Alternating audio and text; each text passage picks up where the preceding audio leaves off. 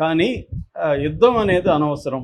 దీన్ని మీరు తేల్చి ఇంటర్నేషనల్ కమ్యూనిటీలో తేల్చండి అనేది వాళ్ళు మాట్లాడుతున్నారు. సో వాళ్ళ దేశంలో కూడా ప్రజలైతే చాలామంది యుద్ధాన్ని వ్యతిరేకిస్తూ వాళ్ళు ఇది చేస్తున్నారు. మన దేశంలో ఏమో యుద్ధం చేసేయండి, పాకిస్తాన్ని చంపేయండి, నరికేయండి అన్నట్టుగా మన వాళ్ళు మాట్లాడుతున్నారు. కానీ పాకిస్తాన్లో మాత్రం ప్రజలు యుద్ధాన్ని చాలా గట్టిగానే వ్యతిరేకిస్తున్నారు.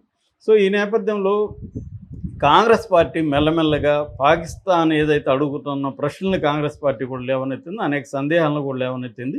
ముఖ్యంగా కాంగ్రెస్ పార్టీలో సిద్ధరామయ్య, తర్వాత సైఫుద్దీన్ సోజని ఒక మాజీ మంత్రి నిన్న మాట్లాడాడు. ఆయన కొన్ని ప్రశ్నలు వేస్తున్నాడు. అదేంటంటే ఇట్లా టెర్రరిస్టులు ఎవరైనా వచ్చినప్పుడు విచ్చలవిడిగా కాల్చేసి వెళ్ళిపోతారు తప్ప వాళ్ళు కూల్గా ఒక్కొక్కరిని మతం అడుక్కుంటా, నీ మతం ఏంది నీ మతం ఏంది అడుక్కుంటా చంపుతారా అనేది నెంబర్ 1. నెంబర్ 2, మహిళల్ని వాళ్ళు ఎందుకు వదిలిపెడతారు? టెర్రరిస్టులు అంటేనే విచక్షణారహితంగా చంపుతారు. వాళ్ళకి మహిళల, మగవాళ్ళ, లేకపోతే హిందువునా ముస్లిమా చూడరు. ఇప్పుడు అనేక బాంబులు పెట్టారు, ఇక్కడ కూడా మనకు బాంబులు పెట్టారు. ఆ బాంబుల్లో ముస్లింలు కూడా చనిపోయారు కదా. సో వాళ్ళకి తెలుసు కదా ఇక్కడ ముస్లింలు కూడా చనిపోతారని. సో ముస్లింలు చనిపోకూడదు, హిందువులే చనిపోవాలని ఎక్కడన్నా గుళ్ళల్లో పెట్టారా? వాళ్ళు లేదు కదా. సో బయట మార్కెట్లలో పెట్టారు.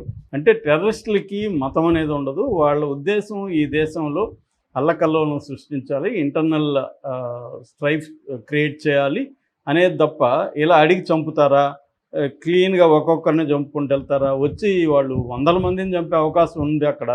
వాళ్ళు ఏరి ఎంతమందిని చంపాలన్నట్టుగా అంతమందిని చంపేసి వెళ్తారా అనేది ఒక ప్రశ్న. అట్లాగే టీఆర్ఎఫ్ ఈ సంఘటనకి మేమే బాధ్యత వహిస్తున్నామని టీఆర్ఎఫ్ అనే ఒక సంస్థ ప్రకటించింది. టీఆర్ఎఫ్ అంటే ద రెసిస్టెన్స్ ఫ్రంట్. ఇది లష్కరే తోయిబా ఆఫ్ షూట్ అని మీడియా రాస్తుంది. అసలు లష్కరే తోయిబాకి దీనికి సంబంధమే లేదు. అసలు ఈ పేరు ఇప్పటి వరకు వినలేదు ఎవరు. టీఆర్ఎఫ్ అనే పేరు ఎప్పుడూ కూడా వినలేదు. ఫస్ట్ టైం టీఆర్ఎఫ్ అని వినడమే. సో టీఆర్ఎఫ్ లష్కరే తోయిబాకి సంబంధం ఉన్నట్టు మీ దగ్గర ఏం ప్రూఫ్ ఉందనేది అడుగుతున్నారు. రీసెంట్గా లష్కరే తోయిబా కూడా దీన్ని ఖండించింది. మాకు టీఆర్ఎఫ్ సంబంధం లేదు, వాళ్ళు ఎవరో కూడా మాకు తెలియదు, మేము ఈ పని మేము చేయలేదు. మేము చేస్తే మేము అనేకసార్లు చెప్పుకున్నాం గతంలో మేము చేసామని, కాబట్టి మేము చేయలేదామని వాళ్ళు అంటున్నారు. సో పాకిస్తాన్ మా మిలిటరీకి కానీ మాకెవరికి సంబంధం లేదని వాళ్ళు అంటున్నారు. లష్కరే తోయిబా అంటుంది, టీఆర్ఎఫ్ అనేది ఎవరికి తెలియదు అంటుంది.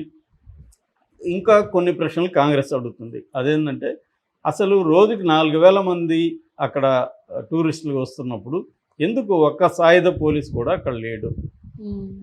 మీరేమో కగార్ ఆపరేషన్ పేరుతో 1,000 మందిని, ఇప్పుడు తెలంగాణలో 24,000 మంది కర్రెగుట్టల్లో గత 9వ రోజు 9 రోజుల నుంచి అక్కడ ఉంటున్నప్పుడు మావోయిస్టులను పట్టుకోవడానికి ఇక్కడ ఎంతమంది ఉన్నారు? 500 మంది మావోయిస్టులు ఉన్నారని చెప్తున్నారు. 500 మంది కోసం 24,000 పారామిలిటరీ ఫోర్స్ని దింపిన పరిస్థితి ఉంటే, అక్కడ కాశ్మీర్ అనేది ఆల్రెడీ ఒక సెన్సిటివ్ ఏరియా. అక్కడ ఎప్పటి నుంచో టెర్రరిజం ఉంది.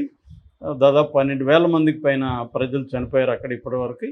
అలాంటి స్థితిలో అక్కడ గతంలో కూడా టూరిస్టు దీని మీద చార్ధాము ఇట్లాంటివి అమర్నాథ్ యాత్ర వెళ్ళినప్పుడు కాల్పులు జరపడాలు అవన్నీ జరిగాయి.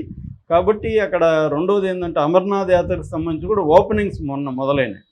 సో ఎందుకు చేయలేదంటే దానికి వీళ్ళు చెప్తున్నది ఏమంటే అసలు ఆ సెంటర్ ఓపెన్ అయినట్టే మాకు తెలియదని సెంట్రల్ గవర్నమెంట్ చెప్తుంది. సో అది ఇంకా విచిత్రంగా ఉంది. అంటే మీకు తెలియకుండానే అక్కడ, ఎందుకంటే కాశ్మీర్లో 3.5 లక్షల మంది సైనికులు ఉన్నారు, మన ఆర్మీ ఉంది. 3.5 లక్షల మంది ఆర్మీ ఉంటే ఇక్కడ పట్టుమని ఒక సాయుధ పోలీసు కూడా లేకపోతే ఆర్మీ కానీ ఎవరు కూడా ఒక అవుట్ పోస్ట్ కూడా లేదు.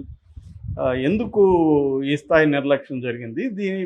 రెండోది ఏంటంటే ప్రతి ఎన్నికల ముందు ఇలాంటిది ఒకటి జరుగుతూనే ఉంది. 2016లో ఉరి కావచ్చు, 2019లో పుల్వామా అటాక్ కావచ్చు. ఇది మోడీ ప్రభుత్వం ఒక సిస్టమేటిక్గా ప్రతి ఎన్నికల ముందు ఇట్లాంటి ఒక సంఘటన జరిగి దేశ ప్రజల మొత్తం డైవర్షన్ అంతా కూడా పాకిస్తాన్ ఎనిమికి మార్చేసి దేశంలో ఉండే అన్ఎంప్లాయ్మెంట్ కావచ్చు, అధిక ధరలు కావచ్చు, ఇతరేతర సమస్యల నుంచి డైవర్ట్ చేయడానికి మోడీ ప్రభుత్వం ఎత్తువేస్తుంది అనేది కాంగ్రెస్ ప్రభుత్వం విమర్శిస్తుంది. సో అందుకనే యుద్ధం అంటారు కానీ మోడీ కూడా యుద్ధానికి వెళ్ళడు, ఊరికే హడావిడి చేస్తారంతే. నిజానికి ఇది పాకిస్తాన్ అడుగుతున్నట్టుగా పాకిస్తాన్ రోల్ ఉందని ప్రూవ్ చేయగలిగితే ఇంటర్నేషనల్ కమ్యూనిటీలో మనకు మద్దతు దొరుకుతుంది కదా. ఇప్పటివరకు ఏ దేశం కూడా దీంట్లో పాకిస్తాన్ రోల్ ఉందని ఎవరు చెప్పట్లేదు. ప్రపంచంలో ఏ దేశం కూడా టెర్రర్ అటాక్ అన్నారు తప్ప ఇది పాకిస్తాన్ బ్యాక్డ్ టెర్రర్ అటాక్ అని రాయలేదు. ఇక మీడియా అయితే వెస్ట్రన్ మీడియా ఇది మిలిటెంట్ అటాక్ అని గన్మెన్ అటాక్ అని రాస్తున్నారు తప్ప అసలు టెర్రర్ అటాక్ అని కూడా రాయట్లేదు. సో ఇప్పుడు మీరు డిమాండ్ చేయండి. ఆల్రెడీ ఇరాను, సౌదీ అరేబియా లాంటి దేశాలు ముందుకు వచ్చాయి. మీ ఇద్దరు మంది మేము సంధి కుదుర్చడానికి రెడీగా ఉన్నామని. అలాగా ఒక 3 దేశాలు 4 దేశాలు లేక ఐక్యరాజ్యసమితితో వాళ్ళని పిలవండి, దీని మీద ఇన్వెస్టిగేషన్ చేయండి అనేది వీళ్ళు అడుగుతున్న ప్రశ్న. ఇది మెల్లమెల్లగా ఈ కైండ్ ఆఫ్ వాదన పెరుగుతూ ఉంది.